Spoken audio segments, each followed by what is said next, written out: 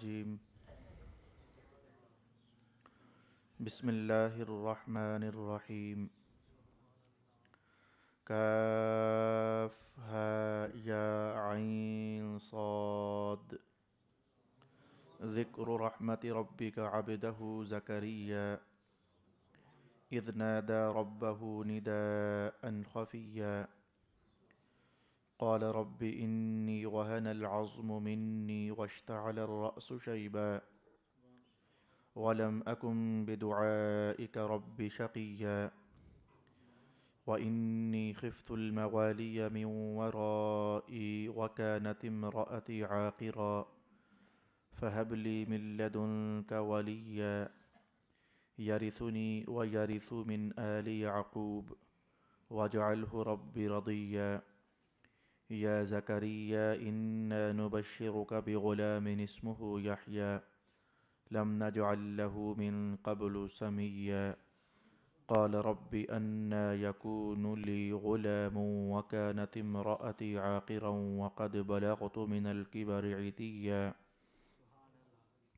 قال كذلك قال ربك هو علي هين وقد خلقتك من قبل ولم تك شيئا صدق الله مولانا العظيم الصلاة والسلام عليك يا سيدي يا رسول الله الصلاة والسلام عليك يا سيدي يا حبيب الله الصلاة والسلام عليك يا سيدي يا شفيع المذنبين وعلى آلك وأصحابك يا سيدي يا رحمة للعالمين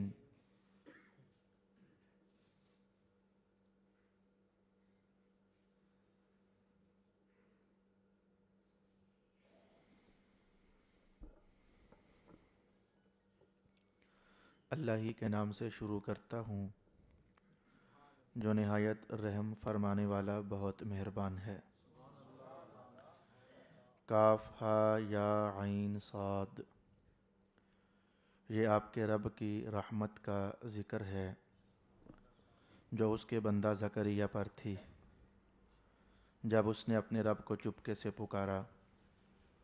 اس نے دعا کی، اے میرے رب، بے شک میری ہڈیاں کمزور ہو گئی ہیں اور سر بڑھاپے سے بھڑک اٹھا ہے، اور اے میرے رب، میں تجھ سے دعا کر کے کبھی محروم نہیں رہا، اور مجھے اپنے بعد اپنے قرابت داروں سے خطرہ ہے، اور میری اہلیہ بانجھ ہے، سو تو مجھے اپنے پاس سے وارث عطا فرما جو میرا اور آل یعقوب کا وارث ہو، اور اے میرے رب اس کو پسندیدہ بنا دے۔ اے زکریہ، بے شک ہم تمہیں ایک لڑکے کی بشارت دیتے ہیں، اس کا نام یحییٰ ہوگا، ہم نے اس سے پہلے اس کا کوئی ہم نام نہیں بنایا۔ زکریہ نے کہا، اے میرے رب، میرے ہاں لڑکا کیسے ہوگا جبکہ میری اہلیہ بانجھ ہے اور میں بڑھاپے کی وجہ سے انتہائی کمزور ہو چکا ہوں۔ فرمایا اسی طرح ہوگا۔ آپ کے رب نے فرمایا، یہ میرے لیے آسان ہے، اور میں اس سے پہلے تم کو پیدا کر چکا ہوں جب تم کچھ بھی نہ تھے۔ صدق اللہ مولانا العظیم۔ اللہ رب العالمین کے فضل اور اس کے کرم سے آج ہم نے سورہ مریم کا آغاز کر لیا۔ 6 رکوعات پر مشتمل یہ سورت 98 آیات اپنے وجود میں سموئے ہوئے ہے۔ سب سے پہلی بات، اس سورت کی وجہ تسمیہ، سورت مریم کہا جاتا ہے اسے۔ میں نے اس پر تفصیل سے کسی موقع پر آپ کے سامنے گفتگو کی تھی کہ سورتوں کا نام رکھنے میں کیا کیا عناصر ہوتے ہیں جو ملحوظ خاطر رکھے جاتے ہیں۔ کبھی سورت کا عنوان ہی سورت کا ٹائٹل بن جاتا ہے، کبھی سورت کے اندر بیان کیا ہوا مضمون اس کا نام بن جاتا ہے، کبھی اس کے مضمون کا بعض حصہ نام بنا دیا جاتا ہے، اور پھر کبھی سورت باقاعدہ کسی نام ہی سے معنون ہوتی ہے انبیاء کے ناموں پر، اور پھر کبھی ایسا ہوتا ہے کہ سورتوں کے اندر جس خاص واقعہ کا ذکر کیا جا رہا ہوتا ہے تو اس واقعے والے صاحب کا جو نام ہوتا ہے وہی سورت کا ٹائٹل بنا دیا جاتا ہے۔ تو جاننا چاہیے کہ سورہ مریم میں اللہ رب العالمین نے عیسیٰ علیہ السلام کی والدہ ماجدہ حضرت مریم علیہ السلام کا عنوان اور واقعہ اور قصہ بڑی ڈیٹیل اور تفصیل کے ساتھ بیان کیا، اور پھر جا بجا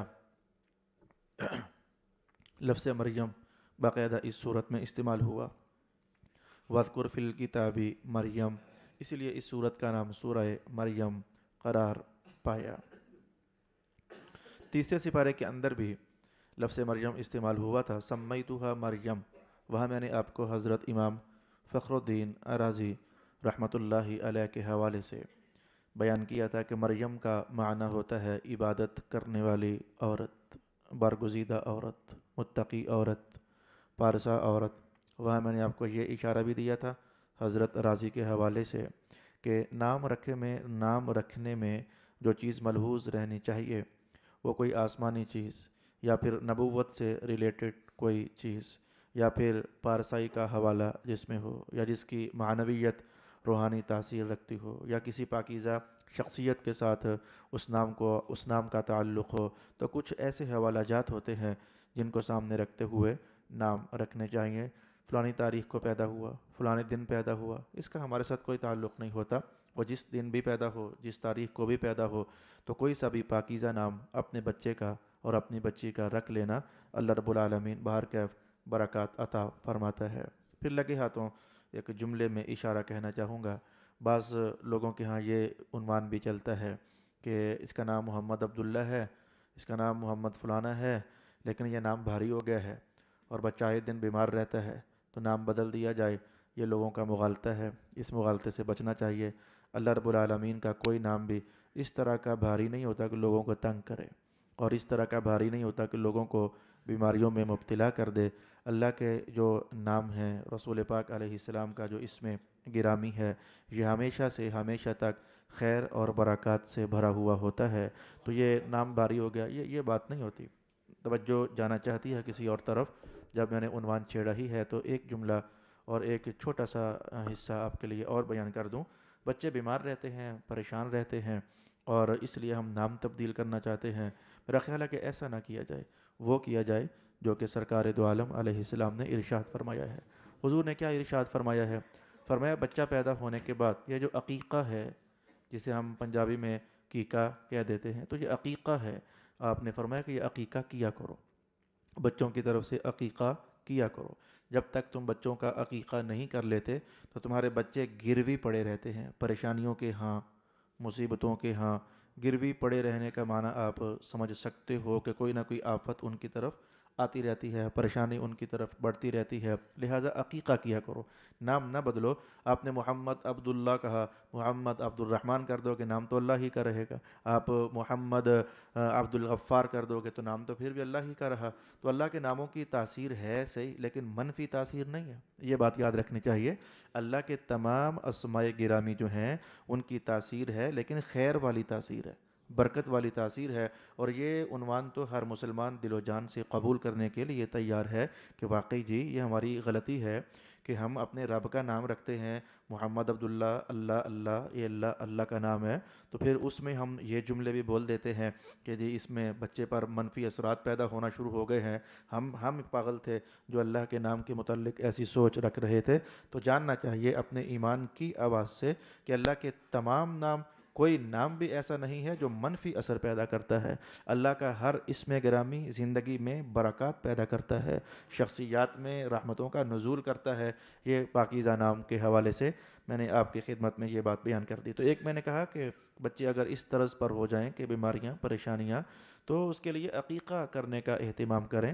اور دوسرے نمبر پر رسول پاک علیہ السلام نے پوری زندگی کے لیے محیط عنوان ہے جس کو صدقہ آپ نے ارشاد فرمایا۔ آپ کے کلمات مبارکہ یہ ہے، الصدقۃ ترد البلاء، صدقہ بلاؤں کو دور کر دیتا ہے۔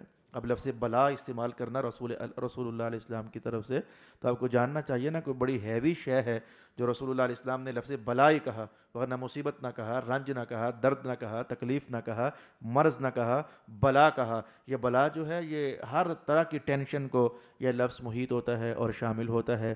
تو واپس آ جائیے، ناموں کے حوالے سے ہم نے چند منٹ استعمال کر لیے، تو میں اس صورت کا نام سورہ مریم کیوں رکھا گیا میں نے آپ کی خدمت میں بیان کر دیا۔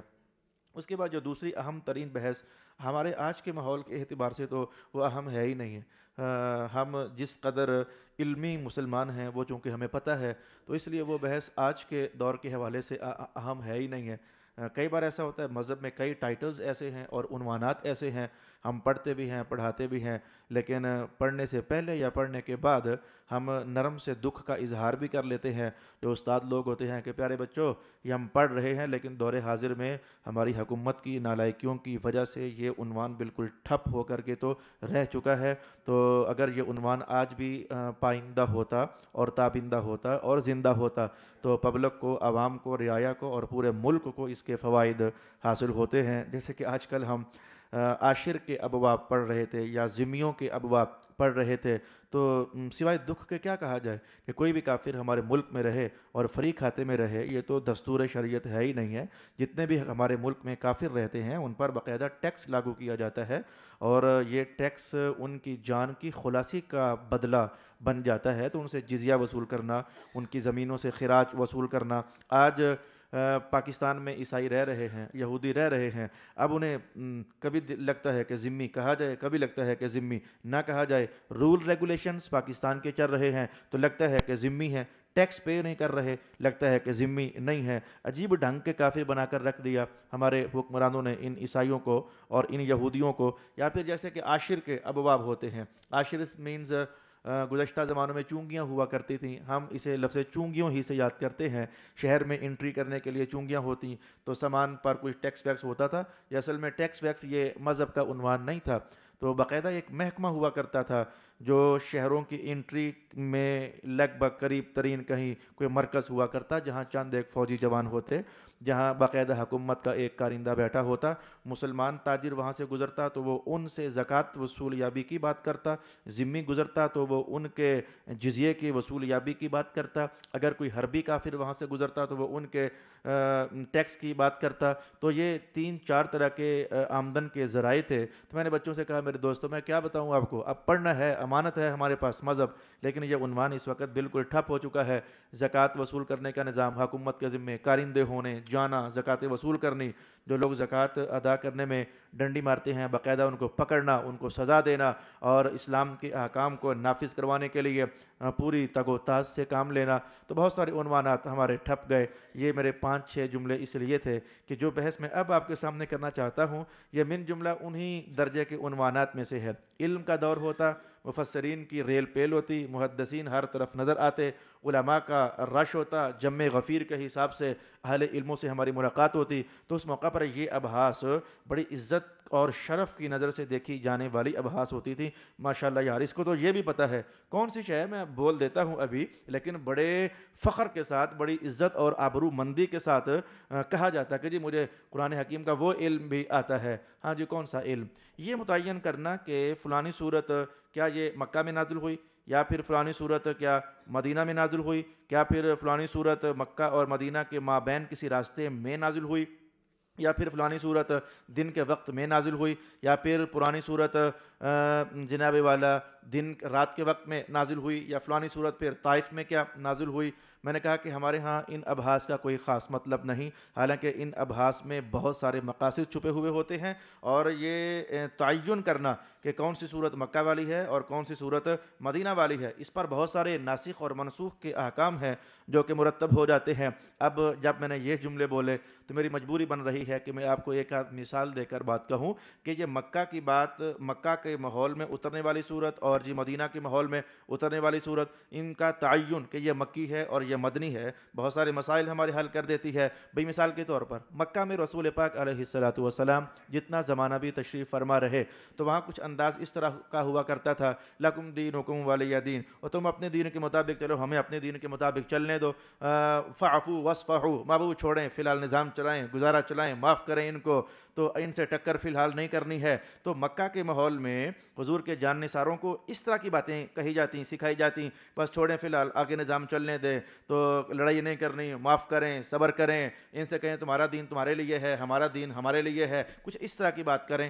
تو مدینہ کے ماحول میں آ کر کے تو جاہدو جاہدو جاہدو یا ایھا النبی جاہد الکفار، پکڑیں ذرا تلوار اڑا دیں ان کو، مار گرائیں ان کو اگر یہ اللہ کو نہیں مانتے ہیں۔ تو اب یہ متعین کرنا یہ ہمارے لیے ضروری ہوگا۔ اگر ہم نہ جان پائیں کہ یہ حوالے کہ معاف کریں، چھوڑے پرے، لڑنا نہیں ہے، جہاد نہیں کرنا ہے، اگر ہم یہ بات نہ جان پائیں کہ یہ تو مکہ کی بات ہے اور پھر جہاد کریں، اور ہم نہ جان پائیں کہ یہ تو مدینہ کی بات ہے، تو قرآن پاک میں ہم سمجھتے ہوئے کلیش کا شکار ہو جائیں گے۔ ہم یہ سوچنے لگ جائیں گے کہ قرآن کبھی کہتا ہے کہ معاف کریں، چھوڑے پریں، صبر کریں، لڑائی نہیں کرنی، جہاد نہیں کرنا، اور کبھی کہتا ہے کہ پکڑیں تلوار، اٹھیں، نکلیں، پیدل سواریوں پر جہاد کرنا ہے۔ کیا جہاد کرنا ہے کہ نہیں کرنا ہے؟ اب اگر ہمیں نہ پتہ ہوتا کہ مکی حوالہ کون سا ہے اور مدنی ٹائٹل کون سا ہے، پھر ہم یہ شش و پنج کا شکار رہتے۔ اور اگر ہم جان جاتے کہ جناب جو مکہ میں نازل ہونے والی صورتیں ہیں وہ پہلے زمانے کی صورتیں ہیں، تو پہلے زمانے میں اسلام ابھی لوگ کم تھے، نفری کم تھی، جہاد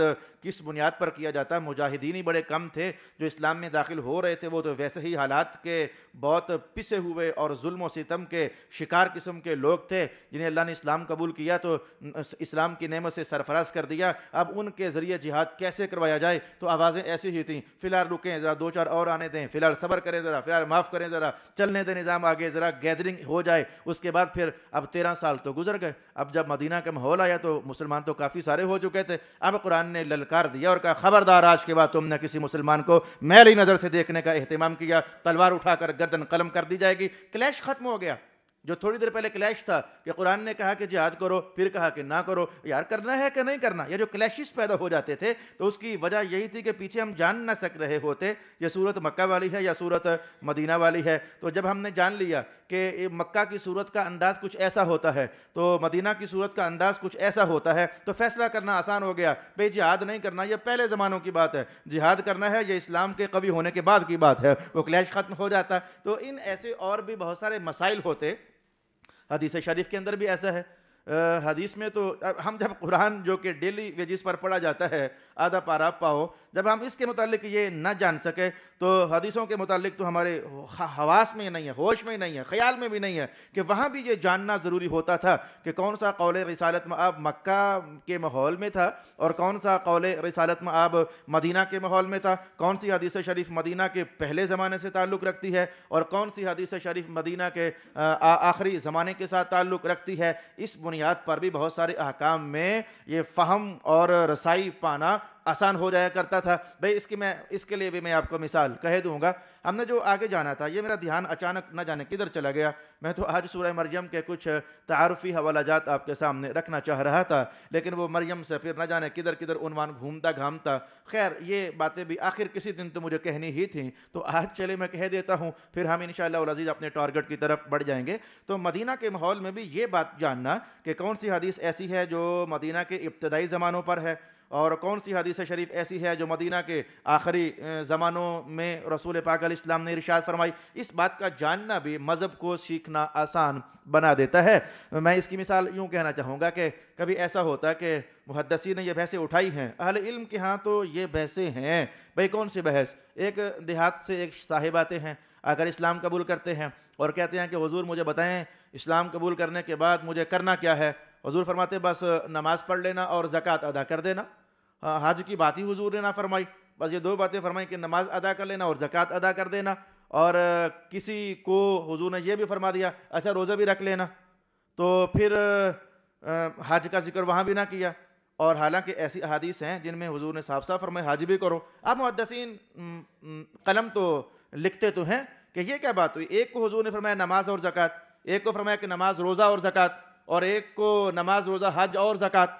یہ کسی کو حج کا حکم جاری کرنا، کسی کو حج کا حکم جاری نہ کرنا، کسی کو روزہ رکھنے کی بات کہنا، کسی کو روزہ رکھنے کی بات نہ کہنا، یار یہ کیا مسئلہ ہے؟ یہ حدیثیں آپس میں ٹکرا رہی ہیں، کہیں حج کرنے کی بات ہے، کہیں حج کی بات چھیڑی نہیں ہے رسول اللہ علیہ الصلوۃ نے۔ تو وہاں محدثین یہ کہتے ہیں کہ جناب والا یہ جو آنے والا دیہات والا تھا اسے نماز اور زکوٰۃ کی جو بات کہی ہے، یہ احکام چونکہ سن 2 ہجری سے متعلق رکھنے والے احکام ہیں، تو حضور کی ہجرت کو دوسرا سال تھا، تو زکوٰۃ کا حکم تب نازل ہوا، حج کا حکم وہ آخری سالوں میں جا کر نازل ہوا، تو ٹھیک ہی تو ہے نا جی۔ وہ دیہات والا جب آیا تھا وہ تیسرا سال بنتا تھا یا اس کا چوتھا سال بنتا تھا ہجرت کے بعد، اس وقت حج ابھی آیا ہی نہیں تھا، تو حضور حکم کیسے ارشاد فرما دیتے؟ اب جب ہم یہ ڈیٹ متعین کر لیں گے کہ یہ سن 2 ہجری کی بات ہے یا سن 3 ہجری کی بات ہے یا سن 9 ہجری کی بات ہے، تو ہمارے لیے یہ جاننا بہت آسان ہو جاتا ہے۔ آج آپ نے ابھی تک فنی حوالہ جات کے ساتھ 2 ابحاث سماعت کرنے کا اہتمام کیا، تو پھر اس کے بعد جا کر میں اب کہہ سکوں گا کہ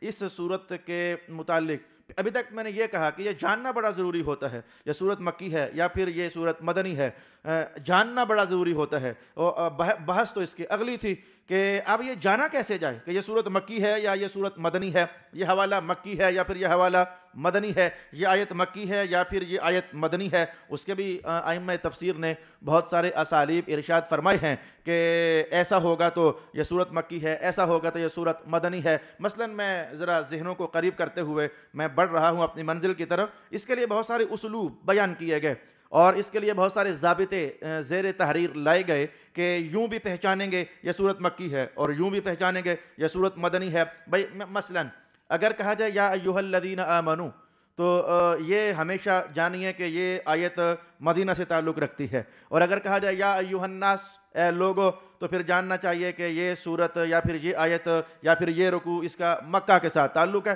مکہ میں اے لوگوں کہنا ہی مناسب ہے، وہ ایمان کی طرف تو وہ آ نہیں رہے ہیں، اور مدینہ میں جتنے بھی پہنچے ہیں وہ سارے مومن مسلمان ہو کر پہنچے ہیں۔ تو جیسے کہ یہ ایک فرق ہو گیا کہ یا ایھا الناس کہا جائے تو اشارہ ہے کہ یہ عنوان مکہ کا ہے، اور یا ایھا الذین آمنو کہا جائے تو یہ اشارہ ہے کہ یہ عنوان مدینہ کا ہے۔ یا پھر ایک اور ضابطہ مثلا دیکھیے کہ یہ پہچاننا کہ یہ صورت مکہ والی ہے یا پھر یہ صورت مدینہ والی ہے، اگر عنوان کچھ ایسا چل رہا ہو کہ قیامت ہوگی، مرنا ہے، پھر اٹھنا ہے، پھر جینا ہے اور بھی حساب و کتاب ہوگا، تو چونکہ جان جاؤ کہ یہ احوال جو عقائد سازی سے تعلق رکھتے ہیں، تو یہ آیات، یہ رکوعات، یہ صورتیں یا یہ سپارہ جات یا یہ حصص، ان کا تعلق مکہ کے ساتھ ہے، کیونکہ عقیدہ ان کا خراب تھا، وہ خداؤں کو مانے جا رہے تھے اور غلط نظریات اور توہمات میں وہ اترے ہوئے تھے۔ تو عقیدہ سازی کا عنوان اگر قرآن چھیڑے تو جاننا چاہیے کہ یہ بات مکہ کے ماحول میں چل رہی ہے، اور اگر احکام کی بات چھیڑے، نماز پڑھنی ہے، زکوٰۃ دینی ہے، حج ادا کرنا ہے،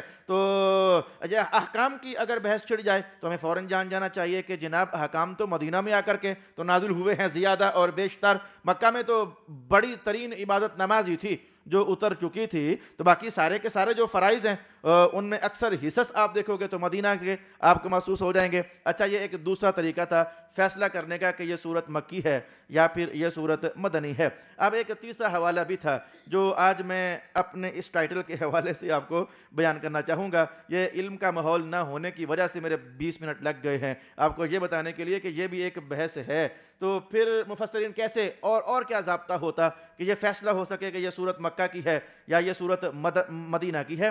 اس میں رسول اللہ کے سفروں کو دیکھا جاتا، صحابہ کے سفروں کو دیکھا جاتا کہ کون سی آیات ایسی تھیں جو کس موقع پر کس صحابی نے پڑھی تھیں تو وہ کس صورت کی بنتی ہیں، تو وہ سفر جس سن کا ہوتا تو کہہ دیا جاتا کہ یہ صورت بھی اسی سن کی ہے یا یہ صورت اس سن سے پہلے اتر چکی ہے۔ اچھا، یہ صورت مریم کی بات ہی کر لیجئے، سورہ مریم کی بات ہی کر لیجئے، اس کے بارے میں کہا گیا کہ یہ مکی ہے اور اس کے بارے میں یہ بھی کہا گیا کہ یہ مدنی ہے، لیکن چند علماء نے کہا کہ یہ مدنی ہے۔ وہ چند آیات ایسی بنتی تھیں کہ جن میں مدینہ ہونے کا شعور وہ ذہنوں میں پیدا ہو سکتا تھا۔ اکثر علماء کرام نے فرمایا کہ یہ صورت مکہ میں نازل ہوئی ہے۔ اب ان کی دلیل کیا ہے، انہوں نے کیسی اپروچ کیا اس بات کو کہ یہ صورت مدینہ کے ماحول میں نہیں اتری بلکہ مکہ کے ماحول میں اتری ہے۔ وہ کہنے لگے اصل ماجرا یہ ہے کہ خود حضرت ام المؤمنین ام سلمہ رضی اللہ تعالی عنہا ابھی حریم نبوت میں داخل نہیں ہوئی ہیں، ابھی ہماری ماں نہیں بنی ہیں، تو آپ خود فرماتی ہیں کہ میں اس سفر میں تھی جس سفر میں حضرت جعفر نے، جو کہ حضرت علی کے بھائی ہیں،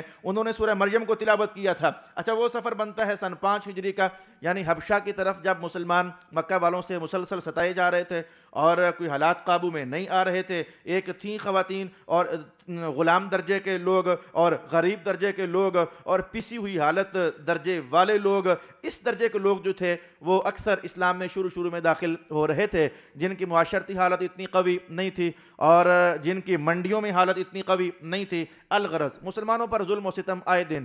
تو رسول اللہ علیہ السلام کو اشارہ ہوا اللہ کی طرف سے، وحی ہوئی کہ محبوب انہیں کہیں اور ہی شفٹ فرما دیں تاکہ یہ سکون سے رہ تو لیں. تو اس کا ایک دن حضور نے اظہار یوں کہتے ہوئے فرما دیا، اے کاش کہ یہ لوگ جو مسلمان ہو گئے ہیں کہیں حبشہ جانے کے لیے تیار ہو جائیں. تو میں جانتا ہوں کہ وہ جو نجاشی ہے وہ بندہ بڑا اچھا ہے، وہ انصاف کرنے والا ہے، وہ عدل کرتا ہے، اس کے ہوتے ہوئے مجال ہے کسی کی کہ ظلم کر جائے. حضور نے اس کا اظہار تو فرما دیا. یہ بات ہوتے ہوتے جو کمزور درجے کے مسلمان تھے، ایمان میں کمزور نہیں، وہ جسمانی طور پر کمزور تھے، معاشرتی طور پر جو کمزور تھے، یا پھر جو غلام وغیرہ اس درجے سے تعلق رکھتے تھے، تو انہوں نے جب یہ اطلاع پائی کہ حضور چاہتے ہیں کہ ہم حبشہ چلے جائیں، تو 11 مرد اس عنوان کے لیے تیار ہو گئے اور 4 عورتیں اس عنوان کے لیے تیار ہو گئیں. ان 4 عورتوں میں حضرت ام المؤمنین ام سلمہ رضی اللہ تعالی عنہا بھی بنتی ہیں. یہ 15 مرد و زن پر مشتمل مختصر سا قافلہ نور حضور رحمت عالم سے اجازت لی اور مکہ سے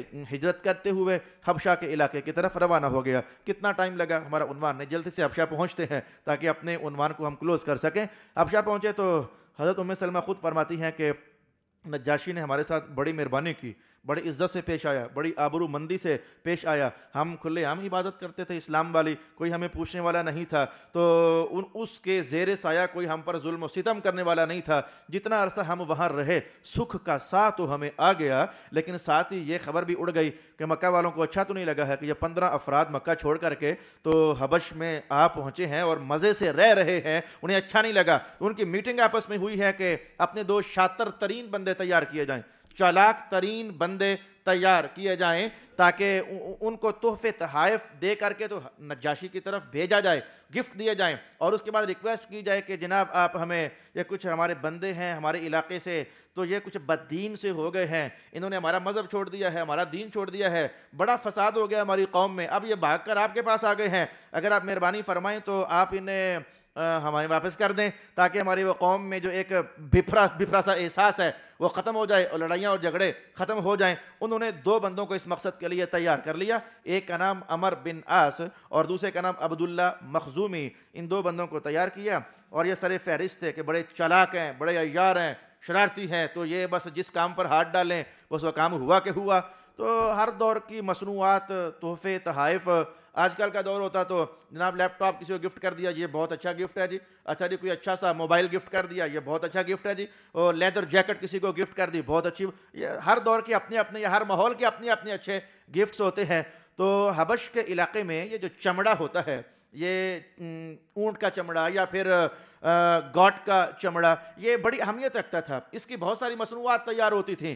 ہم اس دور کے اب ہیں نہیں ہیں، اس لیے جب میں یہ کہوں گا کہ چمڑے کا تحفہ بڑا اچھا تحفہ تھا، آپ کو مزہ ہی نہیں آئے گا اور یہ چمڑے کے تحفے میں کیا ایسی شے ہے. لیکن اگر ہم اس ماحول میں ہوتے کہ جہاں گھروں کو پلستر نہیں ہوتے تھے، دیواریں نہیں ہوتی تھیں، انہی چمڑوں کو جوڑ جاڑ کر کے تو خیمے بنائے جاتے تھے، تو پھر آپ کو احساس میں بات اترتی، اچھا گھر بنانا بڑی اہم شے ہے. تو چمڑے کے گھر بنتے تھے، وہ بڑا مہنگا تحفہ تھا. تو مکہ والوں نے چمڑے اکٹھے کیے اس عمر کو اور عبداللہ کو دینے کے لیے کہ تم لے جانا اور ان کی چالاکی دیکھنا. ام سلمہ فرماتی ہیں کہ ان کی میٹنگ میں یہ بات طے پائی تھی کہ جاتے ہی یہ چمڑے جو ہیں یہ تم ایسا کرنا کہ نجاشی کو نہ دینا، جو اس کے اردا گرد پادری ہوں گے اور علماء ہوں گے انہیں یہ چمڑے دینا.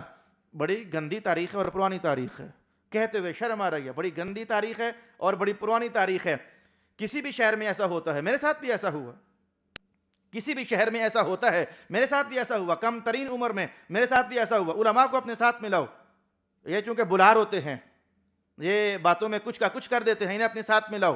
اگر ان کی ہیلپ ہو گئی نا تو تمہارا کوئی بھی غلط مقصد پورا ہو جائے گا. یہ علماء کو خریدنا اور انہیں گفٹ دینا، پیسے دے کر اپنے ساتھ ملانا تاکہ پھر جو ہم بولیں لب اس کا ہلے پیچھے بول ہم رہے ہوں. تو ایسا میاں ہوتا ہے اور بڑے پرانے زمانوں سے ایسا ہوتا چلا آیا ہے. لیکن یاد رکھنا کہ جو کسی مرد کامل کے پاؤں میں بیٹھ کر تو مذہب پڑھ کر اٹھتا ہے نا، وہ یہ پیسوں پر بکتا نہیں، اس کی مجبوری بن جاتی ہے. وہ بکتا نہیں ہے پیسوں پر، وہ اصل میں فارغ التحصیل ہونے سے پہلے اپنا سودا کر کے تو پھر اٹھتا ہے، اور اس کا سودا اس کے مشائخ کر دیتے ہیں. یہ نام محمد پر بکا ہوا یہ مٹی کا تودا ہے، اب یہ کسی اور نام پر بک نہیں سکتا ہے. تو لوگ آتے ہیں چلے جاتے ہیں، اپنے مقاصد ان کے ہوتے ہیں، اگر حاصل ہوتے رہیں تب تک وہ کندھے سے کندھا ملا کر ساتھ چلتے ہیں. اور اگر ان مقاصد میں تھوڑی سی دراڑ آ جائے تو وہ سمجھتے ہیں اب یہ بندہ ہمارے کام کا نہیں رہا ہے. تو مکہ والوں نے جناب وہ چمڑے تیار کیے، اور چمڑے تیار کر کے تو پری پلان تھا، کہنے لگے کہ ایسا کرنا علماء کو دینا، نجاشی سے ملاقات بعد میں کرنا، علماء کو دینا، اور دے کر کہنا کہ مہربانی فرمائیں علماء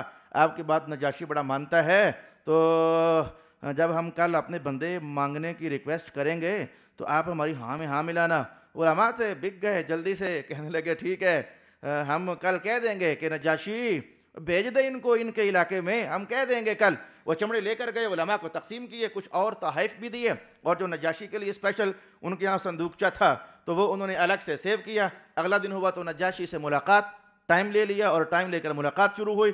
تو انہوں نے بات اپنی شروع کر دی کہ ہماری قوم سے کچھ لوگ ہیں، نادان ہیں، ان پڑھ ہیں، کمزور بھی ہیں، ہمارے غلام شلام ہیں. تو وہ انہوں نے اچھا نہیں کیا، انہوں نے اپنا دین بدل لیا ہے، ہم نے بڑا سمجھایا انہیں لیکن وہ باز ہی نہیں آئے. اب وہ آپ کے پاس آ کر چھپ گئے ہیں، تو مکہ کا ماحول بڑا خراب ہو گیا پیچھے. مہربانی کریں ہمارے بندے آپ ہمیں واپس دے دیں. یقین نہ آئے تو انہیں علماء سے پوچھ لیں. مسند امام احمد بن حنبل کے الفاظ، یقین نہ آئے تو انہیں علماء سے پوچھ لیں، ہمارے بندے آئے ہوئے یہاں تو چھوٹ جائیں تو اچھا ہے. ان علماء نے کہا ہاں بادشاہ ان کے بندے آئے ہوئے ہیں، چھوڑ دے، وہ جو مکے والے تیرے مہمان ہیں چھوڑ دے، یہ جائیں ان کا کام جانے. یہ قوم والے آپس میں ایک دوسرے کو خوب جانتے ہوتے ہیں، اب ہمیں کیا پتا کہ ان کے حالات کیا ہیں. وہ جس مقصد کے لیے علماء کو استعمال کیا وہ مقصد پورا کر رہے ہیں، اب ہمیں کیا پتا کہ ان کے حالات کیا ہیں. یہ آپس میں خوب ایک دوسرے کو جاننے والے ہیں. تو پھر اے بادشاہ بھجوا ہی دیجئے. نجاشی بس ان قریب اس کا سینہ کھلنے والا تھا نا اسلام کے لیے، ان قریب سینہ کھلنے والا تھا نا. تو اللہ تعالیٰ ماحول ویسا ہی کچھ بنا دیا کرتا ہے. جیسے بادل دیکھو تو کچھ امید تو لگتی ہے نا کہ بارش برسی کے برسی، ایسے کچھ آثار ہوتے ہیں کہ جن کو دیکھ کر کے تو بس بندہ کسی نتیجے پر پہنچنا اس کے لیے آسان ہو جاتا ہے. تو بادشاہ غصے میں آ گیا، اس نے کہا کہ خبردار، میرے عدل اور انصاف کے کٹہرے میں خبردار اگر کسی نے کسی کے خلاف کہا تو. یہ وہ بیچارے ہیں، انہوں نے کئی بادشاہوں کو چھوڑا اور مجھ پر اعتماد کر کے یہاں پہنچے ہیں. کئی بادشاہوں کو چھوڑا انہوں نے اور مجھ پر اعتماد کر کے پہنچے ہیں. تو یہ کیسے ہو سکتا ہے کہ میں ان سے پوچھے بغیر ان کو حوالے کر دوں؟ نہیں، کل بلاؤں گا، ان کی میں نے سن لی، ان کی بھی سنوں گا. بس میں تو یہاں ایک بات کہنے والا ہوں، ماحول خراب ہو رہا ہے. مکہ سے ہجرت کر کے جو پہنچے ہیں نا تو ماحول خراب ہو رہا ہے. علماء خاص کر کے میرے بچوں اس بات کو سمجھو، جو طلباء ہو پڑھتے ہو اس بات کو خاص کر کے سمجھو. اللہ آپ کے دل میں بات اتار دے. وہ جو حبشہ گئے تھے وہ خود تھوڑے گئے تھے، کسی نے بھیجا تھا انہیں. یہ جملہ محفوظ کیجئے، وہ خود نہیں گئے تھے، انہیں کسی نے بھیجا تھا، سرکار دو عالم نے بھیجا تھا. جب کوئی بھیجے تو پیچھے نظر کا فیضان چلا کرتا ہے. بندہ خود جا کر ٹھیہ جمائے نا تو وہ 2-4 دن کا مہمان ہی ہوا کرتا ہے. خود لگائے ہوئے ٹھیے کبھی کامیاب نہیں ہوتے ہیں. خاص کر کے مذہب کی تاریخ یہ بتاتی ہے. اور اگر کوئی بھیجا جائے تو اس کی تاثیر کچھ اور ہوتی ہے، کیونکہ حضور نے بھیجا تھا. اب رب کائنات تو دیکھ رہا ہے نا کہ محبوب نے بھیجا ہے. اب یہ مکہ والوں کی عیاریوں پر کیا مسلمانوں کو نشانہ بنوا دیا جائے؟ رب کائنات نے دل ہی پھیر دیا. نجاشی نہیں، فیصلہ یوں نہیں چلے گا، کل انہیں بلا پوچھ بات کیا ہے. تو اگلا دن ہوا تو ام سلمہ فرماتی ہیں کہ عمر بن عاص کو اور عبداللہ مخزومی کو جو سب سے بات تنگ کر رہی تھی نا اندر سے، وہ یہ تھی کہ نجاشی ہمارے سامنے مسلمانوں سے بات چیت نہ کرے، یہ آمنے سامنے بات چیت نہ ہو، بس ہماری ہی بات سن کر تو فارغ کر دے. وہ چاہتے اندر سے یہ تھے. انہیں خطرہ ہوتا بہت بڑا کہ حضرت علی کا بھائی ساتھ آیا ہوا ہے، حضرت علی کا بھائی ساتھ آیا، بڑا بلار آدمی ہے، اگر کوئی بات چیت ہو گئی نا تو اس نے ایسی بات چیت کرنی ہے ہمارا سارا پلان چوپٹ ہو جائے گا. وہ جس بات سے ڈر رہے تھے وہ اللہ نے کیا کہ وہی بات ہو گئی. اگلے دن کہا جی آؤ جی، مکہ سے آنے والے کدھر ہیں، کل ملاقات ہے. یہ مسلمان آپس میں بات کر رہے ہیں کہ ملاقات ہوگی تو ہم نے کیا کرنا ہے، کیا کہنا ہے، ہمارے پاس کوئی پلان نہیں ہے. رسول اللہ علیہ السلام نے کوئی ہدایت ہمیں اس موقع کے لیے فرمائی نہیں ہے کہ یوں ہو تو یوں کر لینا. ہمارے پاس کوئی ٹارگٹ نہیں ہے، کیا بات کرنی ہے. کہنے لگے توکلنا علی اللہ، اللہ پر بھروسہ کرتے ہیں، چلتے ہیں، کوئی مدد ہو جائے گی. اب ہمارے پاس کوئی نہیں جو ہے کوئی پلان، تو اللہ پر بھروسہ کرتے ہیں. بادشاہ کے سامنے جاتے ہیں تو چلو کوئی نہ کوئی راستہ اللہ رب العالمین کھول دے گا۔ تو اگلا دن ہوا تو ام سلمہ فرماتی ہیں کہ نجاشی نے اپنے علماء کو بلا لیا، کتابیں لے کر آؤ، اپنی صحائف لے کر آؤ، کھول کر بیٹھ جاؤ، میں سننا چاہتا ہوں یہ کون سا دین آخر ہے کہ شکایت پہنچی ہے کہ انہوں نے اپنا دین بدل دیا ہے اور ان کے دین جیسا اور کوئی دین ہے ہی نہیں ہے، کوئی عجیب سا دین، میں دیکھوں تو صحیح، سنوں تو صحیح، وہ کون سا دین ہے جس کی بات یہ مکہ سے آنے والے مسلمان کر رہے ہیں۔ نجاشی نے اپنا دربار کھول لیا اور پوچھا ان عمر سے اور عبداللہ سے، ہاں بھائی بولو تم کیا کہتے ہو؟ وہ کہنے لگے جی یہ ایسے دین میں داخل ہو گئے ہیں کہ وہ دین اس کائنات میں کسی کا ہے ہی نہیں ہے، ایسی ایسی باتیں کرتے ہیں۔ نجاشی نے کہا تمہارا بیان میں نے سن لیا، تم میں سے ہے کوئی اے مسلمانوں جو اپنا بیان جاری کرے کہ تمہارا دین کون سا ہے؟ حضرت جعفر طیار حضرت جعفر بن ابی طالب رضی اللہ تعالی عنہ نے ایک بلیغ خطبہ ارشاد کیا۔ میں ابھی تک تو حدیث کے متن کو کوئی لفظ رہ گیا، کوئی چھوڑ دیا، جلدی جلدی پڑھتا چلا جا رہا تھا، لیکن میں بلیغ خطبہ جو کہ اسلام کا نچوڑ ہے، اسلام کی جان ہے، اور جس نے اس کفرستان کے ماحول میں ایک بار تو روشنی اور حرارت پیدا کر دی، میں چاہوں گا کہ لفظ بلفظ میں وہ آپ کے سامنے بیان کروں۔ آپ نے کہا بسم اللہ الرحمن الرحیم، اللہ کے نام سے آغاز۔ اس کے بعد آپ نے خطبہ پڑھا، اے بادشاہ ہم جاہل لوگ تھے، بتوں کی عبادت کرتے ہوتے تھے، مردار کھاتے ہوتے تھے، ہم بے حیائی کے کام کرتے ہوتے تھے، ہم رشتوں کو توڑا کرتے تھے، پڑوسیوں سے بد سلوکی کیا کرتے تھے، ہم میں سے طاقتور کمزوروں کو کھا جایا کرتا تھا، ہم اسی حالت پر تھے کہ اللہ کو ہم پر رحم آ گیا، اور اس نے اپنا محبوب رسول مصطفیٰ کریم صلی اللہ علیہ وسلم ہم میں مبعوث فرما دیا۔ ہم اس محمد کو جانتے تھے، بچپن سے جانتے تھے، صادق تھا، کبھی اس کے بول میں جھول نہیں آئی، کبھی اس کے قول میں جھوٹ کا احساس ہم نے نہ پایا، امانت دار تھا، اچھے خاندان کا تھا، اور ہم اس کی پاک دامنی کو جانتے تھے۔ اس نے کہا اللہ ایک ہے، اس نے ہمیں یہ بات سنائی اللہ ایک ہے، پھر اس نے کہا کہ اللہ ایک جو ہے اس کی عبادت بھی کرنی چاہیے، پھر اس نے کہا کہ اللہ کے سوا تمہارے باپ دادا جن جن بتوں کو پوجتے رہے وہ سب غلط تھے، کوئی بت اور کوئی پتھر کا صنم یہ رب نہیں ہو سکتا، اس کو چھوڑ دیا جائے۔ اس نے ہمیں سچ بولنے کی بات سکھائی اور کہا کہ امانت ادا کرنے کا عنوان سکھایا، رشتوں کو جوڑنے کی باتیں انہوں نے ہمیں بتائیں، اور سمجھایا کہ پڑوسیوں سے بدسلوکی نہیں کیا کرتے، اس نے سلوک کیا کرتے ہیں، یہ انہوں نے ہمیں بتایا، یتیم کا مال کبھی نہ کھانا، یہ انہوں نے ہمیں بتایا کہ جو پاکیزہ عورتیں ہوتی ہیں ان کو بدکاری کی تہمت لگانا، گالی کبھی بھی نہ دینا، تہمت لگا دینے والیاں گالیاں کبھی بھی انہیں نہ دینا، اور اس نے ہمیں اس بندہ خدا نے ہمیں حکم دیا کہ ہم اس ایک اللہ کی عبادت کریں، اس کے ساتھ کسی کو شریک نہ ٹھہرائیں۔ اس نے نماز پڑھنے کی بات ہمیں سکھائی ہے، زکوٰۃ کی بات بھی اس نے ہمیں ارشاد فرمائی ہے، اور فرمانے لگے کہ پھر اس نے ہمیں اسلام کے احکام بتائے، ہم نے ان کی تصدیق کی اور ان پر ایمان لے آئے، اور جو دین وہ لے کر آئے تھے ہم نے اس کی تابعداری کی، پھر ہم نے اللہ وحدہ کی عبادت کی، ہم نے اس کے ساتھ کسی کو شریک نہیں کیا، جو چیزیں انہوں نے ہم پر حرام کر دیں ہم نے ان کو چھوڑ دیا اور حرام ہی سمجھا، جو چیزیں انہوں نے ہم پر حلال کی ہم ابھی تک انہیں حلال سمجھتے ہیں، اور ان کی حلال کو حلال، حرام کو حرام۔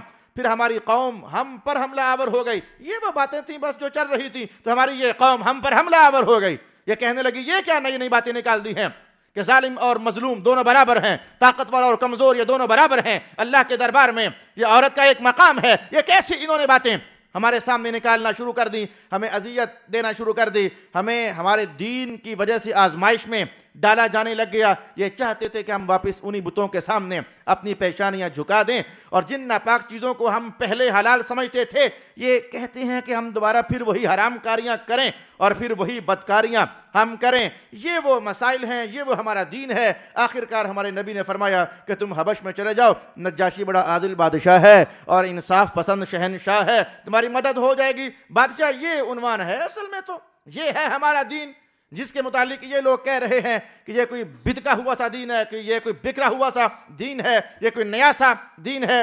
ام سلمہ کہتی ہیں کہ نجاشی کے دل پر ہر جملہ ایک گہرا گھاؤ لگاتا جا رہا تھا، اور ہر جملہ اس کے چہرے کے تاثرات کو بدلتا چلا جا رہا تھا۔ اس نے کہا کہ اچھا تمہارے نبی پر کچھ اترا بھی ہے؟ ہمارا ٹاپک یہ تھا جس کی خاطر میں نے لمبی روایت پڑھی، تمہارے نبی پر کچھ اترا بھی ہے؟ انہوں نے کہا ہاں جی اترا ہے۔ کہا سنائیے کیا اترا ہے؟ حضرت جعفر نے اپنی رسیلی آواز میں اس موقع پر یہ الفاظ پڑھے، بسم اللہ الرحمن الرحیم کافها یا عین صاد ذکر رحمت ربک عبدہ زکریا اذ نادى ربہ نداء خفیا. اور یہ ام سلمہ کہتی یہ میں کیا دیکھ رہی تھی؟ جعفر پیارے قرآن پڑھتے چلے جا رہے تھے، نجاشی کا سر یہاں تھا، پھر جھک گیا، پھر اور جھک گیا، پھر آنکھیں بند ہوئیں، پلکیں بھیگ گئیں، قطرے ٹپکنے لگ گئے، اور اس کی داڑھی سے وہ قطرے بھر گئے اور داڑھی سے بھی وہ قطرے نیچے ٹپکنے لگ گئے. اور جو علماء مصاحف لے کر بیٹھے ہوئے تھے ان کی گردنیں بھی جھک گئیں. مصطفیٰ کا قرآن کیسے چھایا جا رہا تھا، اور تمام ادیان پر غالب ہونے ہی کے لیے تو یہ مذہب اللہ رب العالمین نے عطا فرمایا تھا. ان پادریوں کے، ان علماء کے چہرے جھک گئے. اور پھر میں نے یہ منظر بھی دیکھ لیا کہ جس پادری کے ہاتھ میں بھی صحیفہ تھا اس کی نظر بھیگی بھیگی نظر آ رہی تھی، اور وہاں اتھرو اور آنسو اور پانی کے قطرے ان کی نظروں سے ٹپک رہے تھے. یہ میں نے سارا ماحول اور یہ سارا منظر میں نے اس دربار میں دیکھا تو عمر محسوس کر گیا کہ یہ گیم کچھ الٹی ہو رہی ہے. عمر محسوس کر گیا اور عبداللہ معزومی محسوس کر گیا کہ یہ حالات کچھ ہمارے خلاف چل رہے ہیں. جب یہ تلاوت سورہ مریم کے اس حصے کی ختم ہوئی، میں ذرا اپنا عنوان کمپلیٹ کر لوں، حدیث کے چند جملے رہ گئے ہم پورے کر لیں گے. تو بس یہ وہ عنوان تھا جس کو دیکھ کر مفسرین کرام نے کہا کہ یہ سورت حبشہ میں ہجرت ہوئی تھی سن 5 ہجری میں، رجب کے مہینے میں. تو یہ سورت رجب 5 سن اعلان نبوت کے 5ویں سال یہ سورت حبشہ میں ہجرت ہوئی. تو اس سے پہلے یہ سورت اتر چکی تھی، تبھی تو حضرت جعفر نے یاد کر لی تھی، تبھی تو سن 5 اعلان نبوت میں آپ نے جا کر وہاں سنا دی تھی. لو جناب یہ فیصلہ ہو گیا کہ یہ سورت مدنی نہیں ہے، البتہ یہ سورت مکی ہے. یہ یہاں سے سفروں کے حالات سے، واقعات سے، صحابہ کی ملاقاتوں سے، بادشاہوں کے درباروں میں وفود سے کہ ان کا زمانہ کون سا بنتا ہے، تو یہ متعین کر لیا جایا کرتا تھا کہ یہ سورت مکہ میں نازل ہونے والی ہے یا پھر یہ سورت مدینہ میں نازل ہونے والی ہے. تو نجاشی نے اعلان کر دیا کہ جب تک یہ لوگ میرے پاس رہنا چاہیں، عزت سے رہیں، آبرو سے رہیں، کوئی ان پر ظلم نہیں کر سکتا ہے، اور تم جانا چاہو تو چلے جاؤ. رات دن کا پچھلا پہر تھا. عمر کہنے لگا کہ کام خراب ہو گیا ہے. عبداللہ یار کام خراب ہو گیا ہے، یہ تو ساری گیم ہی ہمارے خلاف ہو گئی ہے. اب کل کا دن چڑھنے دو. میں ایسے کان بھروں گا، نجاشی کے قوم کے شاطر لوگ تھے ظاہر ہے، میں ایسے کان بھروں گا. ایک ایسا میرے پاس نکتہ ہے، اگر میں نے وہ اٹھا دیا یہ مارے جائیں گے. ایک بات میں نے بچا کے رکھی ہوئی ہے، اگر وہ نکتہ میں نے اٹھا دیا یہ مارے جائیں گے. عبداللہ نے کہا چھوڑ یار تو کن چکروں میں پڑ گیا ہے. چلو مانا کہ انہوں نے دین بدل لیا، لیکن بندے تو ہمارے خاندان ہی کے ہیں نا، وہ اپنے ہی خاندان والوں کو مروائے گا تو؟ اس نے کہا نہیں، ہماری جو تذلیل ہوئی ہے ہمیں اس کا حساب چکانا ہے. اگلا دن ہوا تو اس نے وہ جا کر نکتہ اٹھا دیا. عیسائی آپ جانتے ہیں کہ مختلف فرقوں میں بٹے ہوئے ہیں. کوئی کہتے ہیں کہ عیسیٰ بھی رب ہیں، کوئی کہتے ہیں کہ عیسیٰ اللہ کا بیٹا ہے. یہ ساری باتیں قرآن حکیم میں موجود ہیں. تو اب اگلا دن ہوا تو عمر نے بات کو بڑے مرچ مسالے لگا کر کے تو نجاشی کے سامنے کہنے لگا بلاؤ ذرا ان کو. بادشاہ آپ جانتے نہیں ہو کہ یہ اندر سے کتنے سنگین لوگ ہیں، بلاؤ ذرا ان کو. انہوں نے ایک ایسی بات اپنے دل میں رکھی ہوئی ہے جس کو سنتے ہی آپ کو پتہ چل جائے گا یہ اچھے لوگ نہیں ہیں یا برے لوگ ہیں. بلا لیا.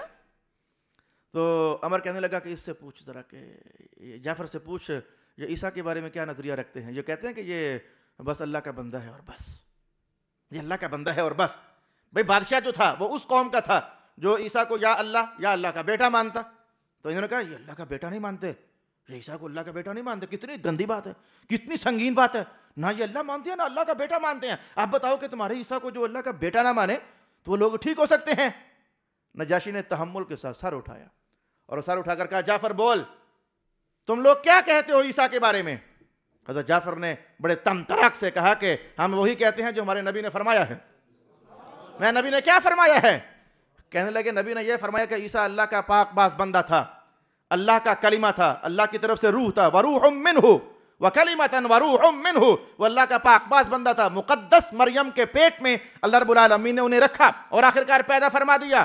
ہمارے نبی نے یہ بات ارشاد فرمائی ہے. نجاشی جھکا اور زمین سے ایک پتلا سا ککھ اٹھایا، یہ بھی بڑا ہے، پتلا سا ککھ اٹھایا اور اٹھا کر کہنے لگا کہ تمہارے نبی نے جو کچھ کہا عیسیٰ کے متعلق، عیسیٰ اس سے نہ اتنے زیادہ ہیں نہ اتنے کم ہیں، پرفیکٹ ہیں. نہ اتنے ککھ جتنے زیادہ ہیں اور نہ اتنے ککھ سے کم ہیں، جتنا تمہارے نبی نے کہا بالکل اتنے ہی ہیں. عمر سمجھ گیا کام خراب ہو گیا ہے. نجاشی نے کہا وہ دو ان کے تحفے ان کو واپس، یہ بدماش کدھر سے آ گئے ہیں، ان کو تحفے واپس کر دو، ہمیں ان تحفوں کی ضرورت نہیں ہے.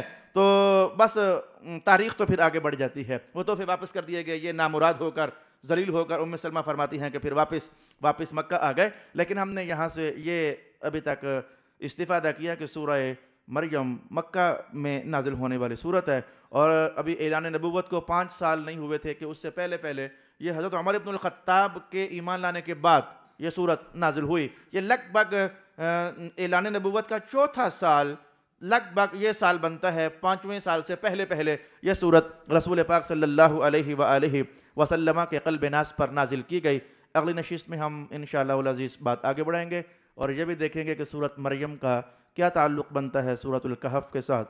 میں نے ایک بار آپ کو جب سورت کہف شروع ہوئی تھی تو نرم درجے کا تڑکا چسکا لگوایا تھا. یہ صورتوں کے مابین ربط بھی ہوتے ہیں. کئی صورت کے بعد آخر یہ کیوں آئی، اس کے بعد آخر وہ کیوں آئی، اس کے بعد آخر وہ کیوں آئی. تو انشاءاللہ العزیز کچھ ہم علمی سا ذوق بنانے کی کوشش کریں گے. اللہ سے توفیق مانگیں گے کہ کہف کے بعد مریم کو لانے میں کیا راز ہو سکتا ہے. وآخر دعوانا ان الحمدللہ رب العالمین.